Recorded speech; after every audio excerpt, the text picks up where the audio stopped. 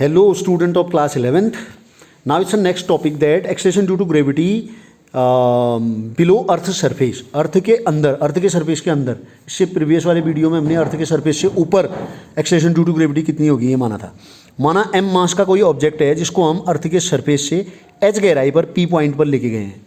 यहाँ पर हमने acceleration due to gravity check करनी है. मान लिया यहाँ पर उसकी वैल्यू जो है g डैश है. एक्सेलरेशन ड्यू टू ग्रेविटी की वैल्यू कितनी है यहाँ पर g डैश है. तो अर्थ की जो रेडियस होगी वो आर ई होगी. h गहराई पर ले गए हैं तो ये जो डिस्टेंस o से p तक हो जाएगी आर ई माइनस एच. मान लिया जो इनर स्फेयर है उसका मास m डैश है. ये हमने मान लिया. ऑब्जेक्ट की जो मास है वो m हम पहले ही कह रहे हैं.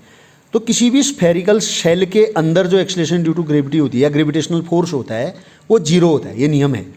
तो यहाँ पर जो p पॉइंट पर ऑब्जेक्ट रखा होगा वो ग्रेविटेशनल फोर्स किसके कारण एक्सपीरियंस करेगा? केवल जो उसके अंदर का जो स्फेयर है जो अंदर का उसके कारण फील करेगा. उसके बाहर जो शेल जैसी बनी उसकी वजह से उस पर कोई भी ग्रेविटेशनल फोर्स नहीं लगेगा. इसका मास अगर m डैश है तो मास इज इक्वल टू होता है वॉल्यूम इनटू डेंसिटी. अंदर के स्फेयर का मास m डैश कह रहे हैं.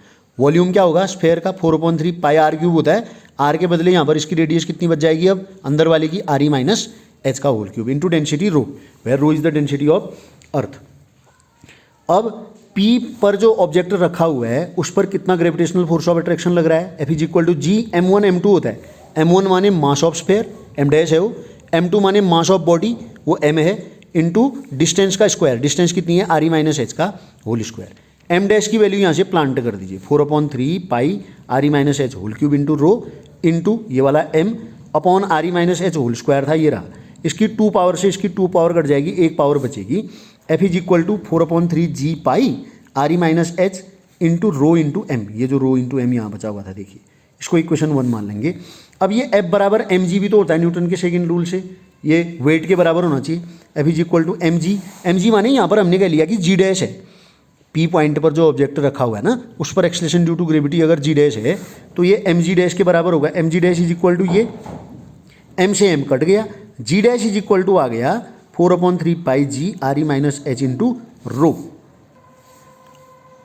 अब आप देखिए अगर जो बॉडी है, if the body is at the surface of the earth, अगर वो अर्थ के सरफेस पर हो तो h इज इक्वल टू 0 हुआ. जो गहराई हम ले गए हैं वो हुई नहीं फिर. तो g इज इक्वल टू क्या हो जाएगा? 4/3 pi G capital G R E minus H था, एच हट गया, रो आ गया. Equation number 3. इन दोनों को डिवाइड कर दो.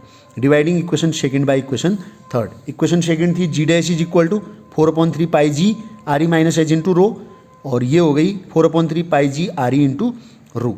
4/3 से 4/3, पाई से पाई, जी से जी, रो से रो कट गया, are E minus H upon R ई. अब आप देखिए जी डैश इज इक्वल टू क्या होगा? जी डैश यहाँ है, R E minus H upon R ई यहाँ रहा इंटू जी. ये हो गया.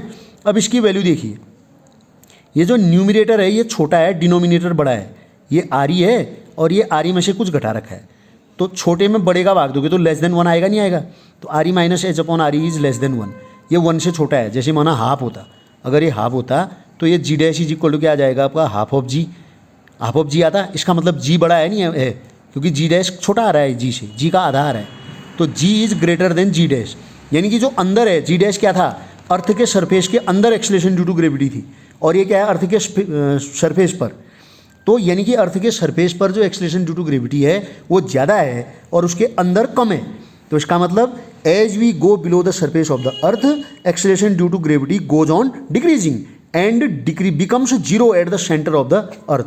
और अर्थ के सेंटर पर क्या हो जाती है? वो जीरो हो जाती है, क्योंकि अर्थ के सेंटर पर ये वैल्यू कितनी आएगी? R E is equal to radius zero हो गई ना, तो zero minus H upon zero, तो जीरो जीरो ही आएगा वो. तो इसलिए वो क्या वैल्यू हो जाएगी उसकी? जीरो हो जाएगी.